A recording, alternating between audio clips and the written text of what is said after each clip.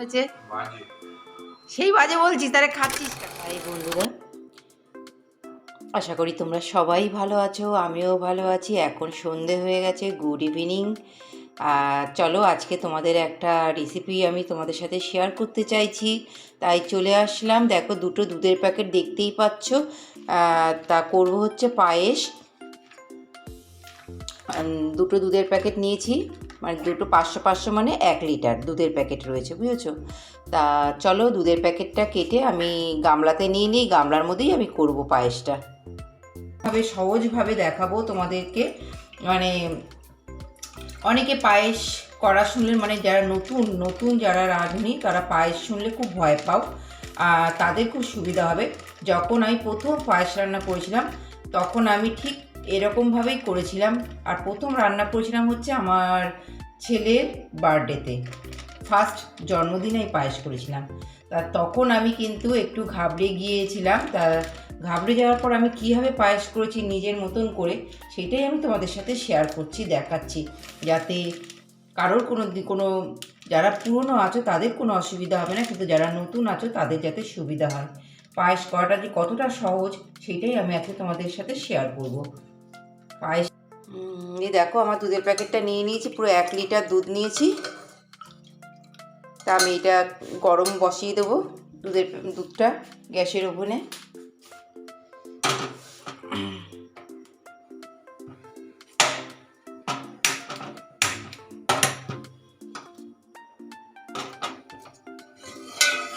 দেখো, পায়েসটা করব বলে আমি পাটালি নিয়ে নিয়েছি আর 1 টুকরো মিশ্রি নিয়ে নিয়েছি। মিশ্রি দিয়ে যদি তোমরা পায়েস যদি না খেয়ে থাকো, একবার খেয়ে দেখো, দারুণ হয়। আর পাটালি নিয়ে নিয়েছি, আর এইদিকে হচ্ছে গোবিন্দভোগ চাল। এখানে কতটা চাল আছে আমি আইডিয়া করে বলতে পারবো না, কিন্তু আমি হাতের মুঠ দিয়ে চালটা নিয়ে তোমাদেরকে দেখিয়ে দেবো যে কতটা নিচ্ছি। যেহেতু আমি 1 লিটার দুধ নিয়েছি, সেই জন্য আমি আমার হাতের মাপের জাস্ট এখন 2 মুঠ চাল নেব, দুবার নেব 2 মুঠ। আর এইটা যে দেখতে পাচ্ছ, এইটা দিয়ে আমি এগুলি ভাঙবো, একটু ভেঙে নেব, যাতে দুধে দিলে গলে যেতে অসুবিধা না হয়, সুবিধাই যাতে হয়। দেখো একদম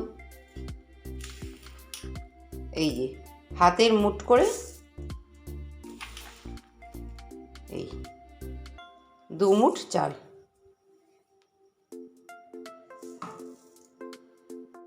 দেখো, আমার দুধটা কিন্তু উঠেছিল, আমি কম করে দিয়েছি। তা এইখান থেকে কিছুটা দুধ আমি একটু বাটিতে তুলে রাখবো।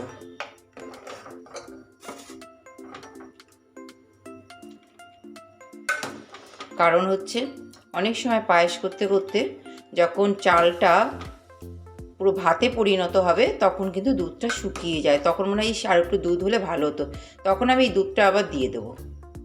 সেই জন্য, কেননা দুধটাকে আমাকে আরেকটু শুকাতে হবে একটু জাল দিয়ে, সেই জন্য আমি একটু তুলে রাখলাম পাশে। কারণ আমার কাছে আর দুধ নেই, এই 2টো প্যাকেট দুধের মধ্যেই আমাকে করতে হবে, সেই জন্য কিন্তু আমি এই সিস্টেমটা করেছি।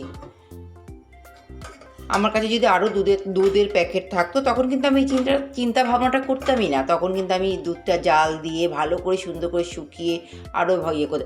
কিন্তু আমার কাছে যখন দুধটা কম আছে, তখন আমি কীভাবে করব সেইটাই।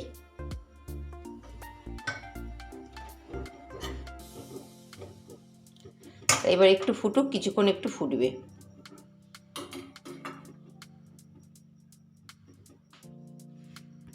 আর এইদিকে আমি এইটার মধ্যেও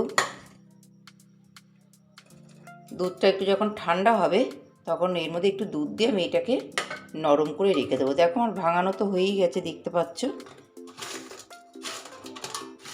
এটাকে যাতে দুধটা কেটে না যায় আমি একটু দিয়ে রেখে দেবো, যাতে এই দুধটা এখন গরম দুধ আমি দেবো না, যদি বাই চান্স ছানা কেটে যায় ওই জন্য একটু পরে দেবো। এই দেখো, আমি এর মধ্যে একটু দুধটা দিয়ে রাখলাম যাতে এটা গলে যায়।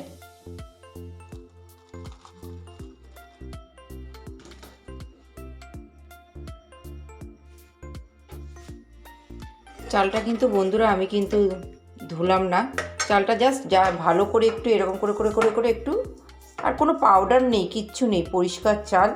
এর মধ্যে তো অনেকে আছে তোমার কি বলে ওইটা, ঘি ঘি ভালো করে মাখিয়ে নিয়ে তারপরে দুধের মধ্যে দিয়ে দেয়, সেটাও খুব ভালো লাগে, তবে আমি ঘি দেব না।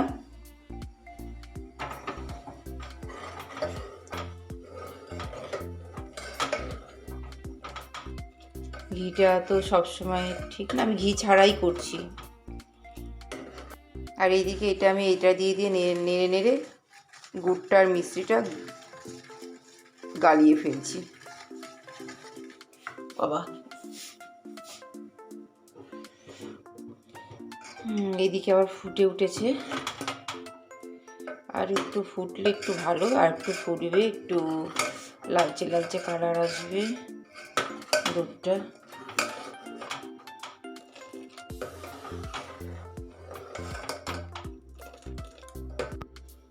এই দেখো, দুটো এলাচ একটু ফাটিয়ে নিলাম, পায়েসে দিয়ে দিচ্ছি। একটা তেজপাতা দেব, খুব অল্প দুধ তো, একটা তেজপাতা দেব। বারবার দুধটা উতলে উঠছে, একটু কমিয়ে দেবো, আবার মাঝে মাঝে এসে বাড়িয়ে দিয়ে আবার একটু ফুট দেবো। এইভাবে আমি দুধটাকে কিন্তু জাল দিচ্ছি।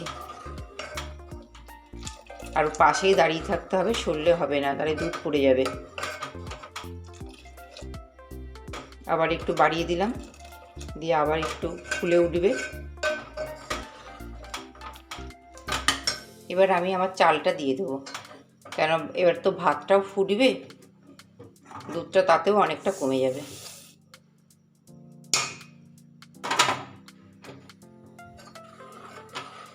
এবার একটু নাড়বো, কেননা দলা পাকিয়ে যায় তো, এই যে দলা পাকিয়ে গেছে।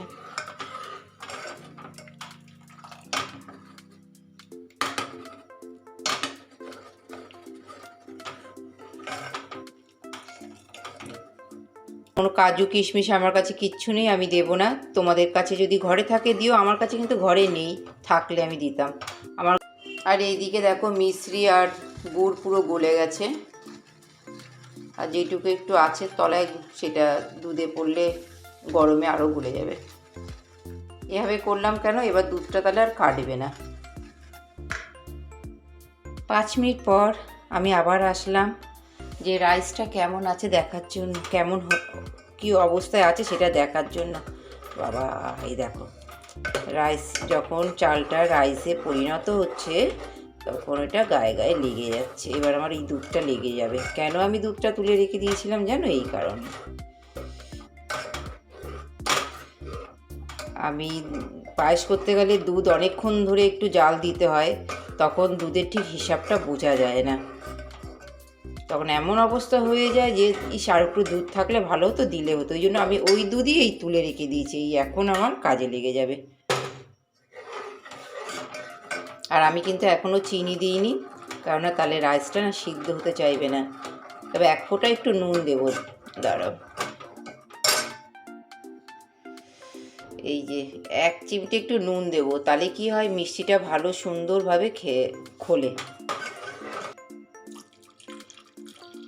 আবার একটু দুধ দিয়ে দিলাম, দিয়ে আবার একটু রেখে দিলাম।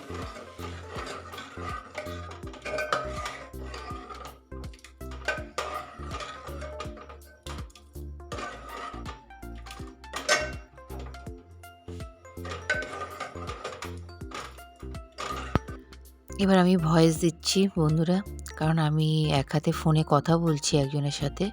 তা দেখো, আমি আমার যে গুড় আর মিশ্রিটা গলানো ছিল সেটা আমি দিয়ে দিলাম, আর এক হাতে দুধটা দিয়ে, মানে বাটিটার মধ্যে তো গুড় লেগে রয়েছে, সেটা একটু ধুয়ে দিচ্ছি। ওই যে বললাম না, এক হাতে ফোন রয়েছে আর এক হাত দিয়ে আমি কাজটা করছি, সেই জন্য একটু অসুবিধা হচ্ছে। তা দেখো, আসল অনেকটাই আমার রাইসটা সিদ্ধ হয়ে গেছে, ওই জন্য আমি গুড়টা দিয়ে দিলাম। আগে দিলে কিন্তু খুব অসুবিধা হয়ে যাবে, তখন কিন্তু সিদ্ধ হতে চাইবে না, ওই জন্য একটু হয়ে যাবে তারপরে দেবে। আর আমার পায়েসটা না একটু বিনি বিনি দানা দানা মতন হয়েছিল, বেশ খেতে হয়েছিল, খুব ভালো হয়েছিল। দেখো, এবার দুধটা ফুটে উঠলেই আমি গ্যাসটা অফ করে দেবো, কারণ আমার হয়েই এসেছে, আর বেশি আরক্ষণ নেই।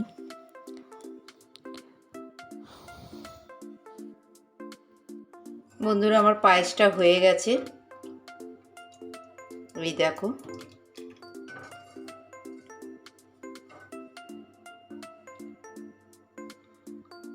এই দেখো পুরো সিদ্ধ হয়ে গেছে।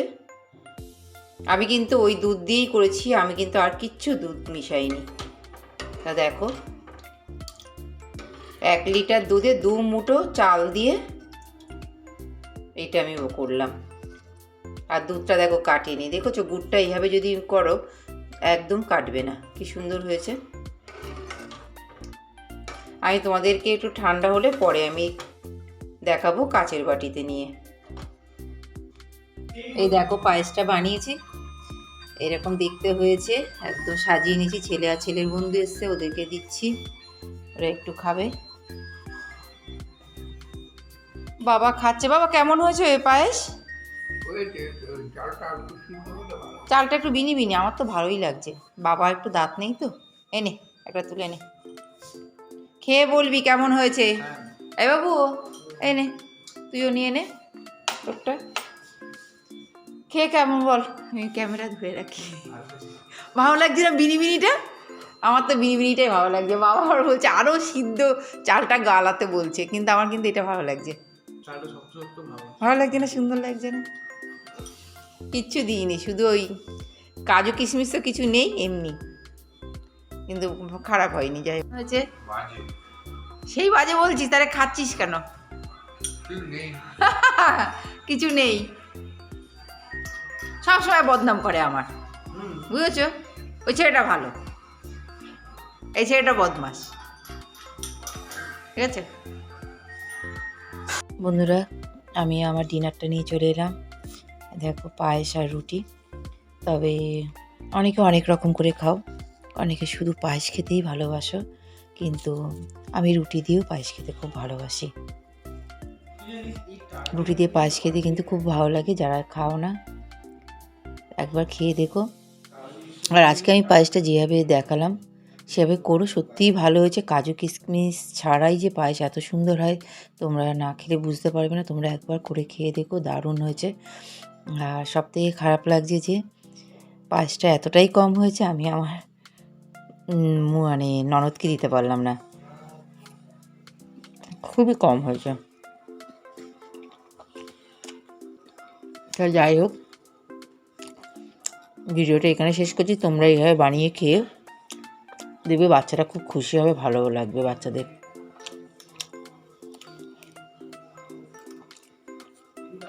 Good night. আবার দেখা হবে তোমাদের সাথে নতুন একটা ভিডিওর মাধ্যমে, সেটা ব্লগও হতে পারে বা রেসিপিও হতে পারে।